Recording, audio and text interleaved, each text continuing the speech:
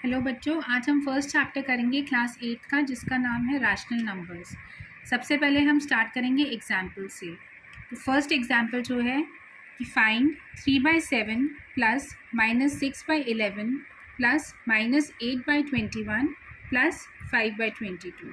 अब इसको करने के लिए दो मेथड्स होते हैं। सबसे पहले हम नॉर्मल सिंपल मेथड करेंगे, उसको देखिए कैसे किया जाए। दोबारा से इसको लिखेंगे 3/7 प्लस -6/11 प्लस -8/21 एंड प्लस 5/22। अब आपको पता है जब भी फ्रैक्शंस होते हैं तो हमें सबसे पहले डिनोमिनेटर से उसका एलसीएम निकालना है, अगर डिनोमिनेटर्स जो हैं डिफरेंट है। So we will find the LCM of 7, 11, 21 and 22। अब इसका मेथड कैसे होगा? एलसीएम आप सबको फाइंड करना आता है। 7, 11, 21, 22 इस तरह से लिखेंगे। सबसे पहले देखिए कि 2 से कोई नंबर जाता है तो आप 2 लिखेंगे। 2 से 7, 11, 21 एंड 11। अब हम देखेंगे 3 से कोई नंबर अगर जाता है तो 3 से जाएगा 7, 11, 3 7 ज़ा 21 एंड 11। अब 7 से देखिए 1, 11, 1, 11. The last number will be 11. So 1, 1, 1 and 1. Therefore, अब LCM कैसे होगा हम फाइंड करेंगे? 2 into 3 into 7 into 11 which is 6 into 77 यानी कि 462. अब आपके पास LCM आ गया है 462। तो अब इस LCM को हम फर्स्ट नंबर से देखेंगे जो कि 3/7 है। 7 की टेबल में 462 कब आता है? तो उसके लिए आप लिखेंगे 462।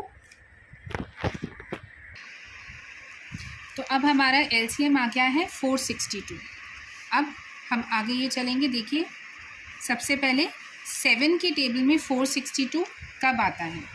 वो आता है 66 ज़ा, 66 इंटू 3। नेक्स्ट नंबर है हमारा 11। 11 की टेबल में 462 कब आता है? 11 42 ज़ार होता है 466। तो अब हम 42 मल्टीप्लाई बाय ये -6 यहाँ दिया हुआ है तो हम -6 करेंगे यहाँ पर। उसके बाद नेक्स्ट नंबर है हमारा 21। 21 की टेबल में कब आता है 462? 22 into 21 is 462। So now we will do 22 into -8 इस तरह से। और फिर अब लास्ट नंबर है 22। 22 की टेबल में 462 कब आता है? 21 सर, जो कि अभी हमने किया ही था। तो 21 मल्टीप्लाई बाय 5। अब इस सब को आप सॉल्व कर लेंगे। 66 मल्टीप्लाई बाय 3 क्या होता है? वो होता है 198। तो 198 अपॉन 462 प्लस, क्योंकि ये नेगेटिव साइन है तो इसलिए जब हम पॉजिटिव को नेगेटिव से मल्टीप्लाई करते हैं तो हमेशा नेगेटिव में ही आता है। तो ये होगा 42 multiply by 6 is equal to 252 upon 462। Minus का साइन प्लीज़ ध्यान में रखिएगा, नहीं तो सारा क्वेश्चन ही गलत हो जाएगा। अब प्लस फिर से, अब 22 इंटू -8, फिर से माइनस का साइन है। Positive and negative will always be negative. तो 22 multiply by 8 will be 176 upon 462 plus negative please ध्यान में रखिएगा, नहीं तो सारा क्वेश्चन गलत हो जाएगा आपका। प्लस अब 21 को मल्टीप्लाई करेंगे 5 से तो वो आएगा 105 अपॉन 462। अब लास्ट स्टेप पे आप आ जाइए, बहुत इजी है, कुछ भी नहीं करना। अब हम लिखेंगे फिर से एलसीएम 462, 198 सेम इसी तरह से लिखेंगे। 198 प्लस और माइनस जो होता है वो क्या होगा? -252। Again plus and minus will be -176 और यहाँ तो प्लस है ही तो प्लस 105। जब हम इसको सॉल्व करेंगे तो हमारा लास्ट में आंसर आएगा -125 अपॉन 462। तो this will be your answer, ये आपका फाइनल आंसर होगा। अब हमने एक मेथड तो सीख लिया है किस तरह से हमने फाइंड किया था। अब मैं आपको दूसरा मेथड सिखाऊंगी जिसमें हम प्रॉपर्टी यूज़ करेंगे, जिसको हम बोलते हैं कम्यूटेटिविटी एंड एसोसिएटिविटी प्रॉपर्टी। ये भी बहुत इजी है, आप किसी भी मेथड से सॉल्व कर सकते हैं। आइए देखिए कैसे करेंगे। क्वेश्चन वही सेम है, 3/7 प्लस -6/11 प्लस -8/21 प्लस 5/22।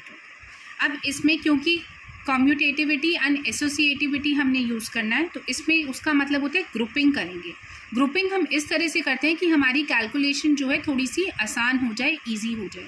अब आप देखिए 7 और 21 दोनों के बीच में रिलेशन है, दोनों 3 के टेबल में आते हैं, तो हम ग्रुपिंग इस तरह से करेंगे, जैसे 3/7 प्लस -8/21। अगर आप अपने लिए आसान बनाना चाहते हैं तो आप छोटा सा इसके ऊपर टिक भी मार सकते हैं कि ये दोनों नंबर्स हमने इस्तेमाल कर लिए हैं, यूज़ कर लिए हैं। इसको अब हम ब्रैकेट को कर देंगे बंद। अब दूसरा ग्रुप हम बनाएंगे ये वाला, -6/11 प्लस 5/22। इधर भी देखिए 11 और 22 में रिलेशन दिख रहा है आपको कि 11 की टेबल में भी 22 आता है। तो हमने यहाँ पर कौन सी प्रॉपर्टी यूज़ कर रहे हैं वो हमने ज़रूर लिखनी है, बाय कम्यूटेटिविटी एंड एसोसिएटिविटी। ये प्रॉपर्टी का नाम प्लीज़ याद रखिए और ये लिखना ज़रूरी होता है।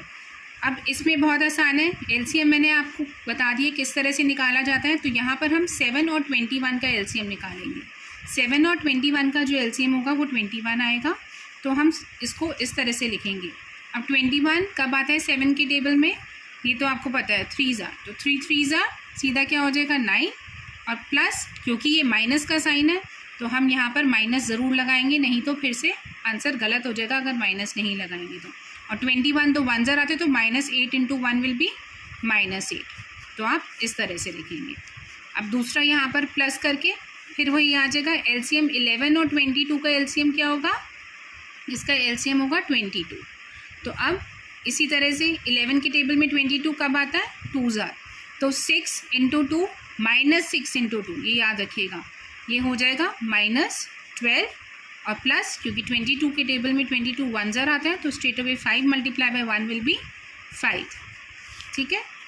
अब 9 प्लस -8 जो होगा वो होगा 1/21 प्लस -12 प्लस 5 क्या होगा -7/22 और इज इक्वल टू एलसीएम हमने पहले भी लिया था पीछे जो आपने देखा था। तो 21 और 22 का एलसीएम कुछ नहीं होगा, 462 ही होगा एलसीएम।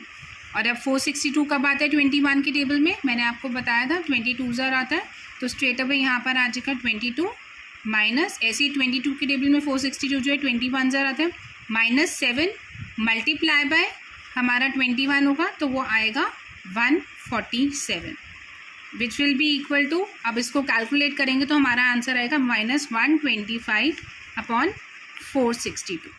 आंसर दोनों तरीक़ों से, दोनों मेथड से सेम ही आएगा। ये आपका सेकंड मेथड था जिसमें हमने प्रॉपर्टी यूज़ की है और वो नॉर्मल मेथड था। आपको जो इजी लगता है आप उससे सॉल्व कर सकते हैं। आंसर आपका हमेशा सेम ही आएगा दोनों मेथड से। Thank you.